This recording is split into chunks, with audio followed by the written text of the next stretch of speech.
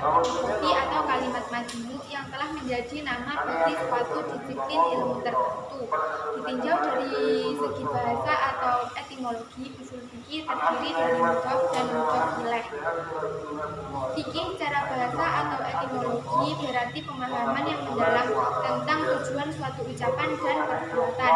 Sedangkan pengertian fikih menurut istilah para ahli fikih adalah pengetahuan tentang hukum-hukum syara mengenai perbuatan manusia yang diambil dari dalil-dalil yang sudah terperinci.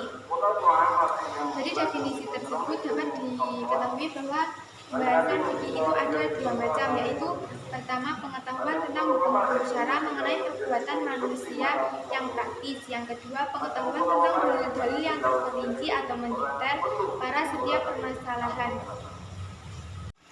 Yang selanjutnya adalah hubungan antara usul fikih dengan ilmu-ilmunya. Nah, hubungan antara usul fikih dengan ilmunya ini terbagi menjadi tiga. Yang pertama adalah hubungan usul fikih dengan ilmu fikih. Yang kedua adalah dengan qawaidul fikih, dan yang ketiga adalah dengan bahasa Arab. Yang pertama adalah hubungan usul fikih dengan fikih itu sendiri. Fikih adalah suatu hukum, di mana hukum ini dapat ada jika terdapat dasar. Dasar ini adalah usul fikih tersebut. Jadi tidak akan ada hukum tanpa adanya dasar.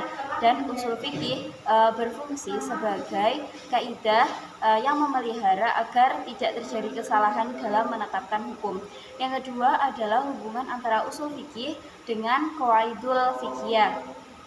Nah, adanya usul fikih akan memunculkan hukum-hukum, di mana hukum-hukum ini bermacam-macam dan saling berkaitan antara satu sama lain, sehingga akan ditetapkan suatu kaidah umum atau teori yang dijadikan patokan. Nah, teori atau patokan ini adalah yang disebut sebagai qawaidul fikih. Dan yang ketiga adalah hubungan antara usul fikih dengan bahasa Arab. Nah, karena Al-Quran dan hadis itu berbahasa Arab, sehingga ketika menetapkan hukum dengan menggunakan usul fikih digunakanlah bahasa Arab, sehingga hubungan antara bahasa Arab dan usul fikih adalah usul fikih ini ada dengan menggunakan bahasa Arab seperti itu. Kemudian yang selanjutnya adalah sejarah perkembangan usul fikih. Ketika pada zaman Nabi Muhammad SAW, usul fikih ini tidak ada karena penetapan hukum atau permasalahan yang muncul dalam kehidupan sehari-hari itu diselesaikan langsung dengan cara menanyakan kepada Nabi Muhammad.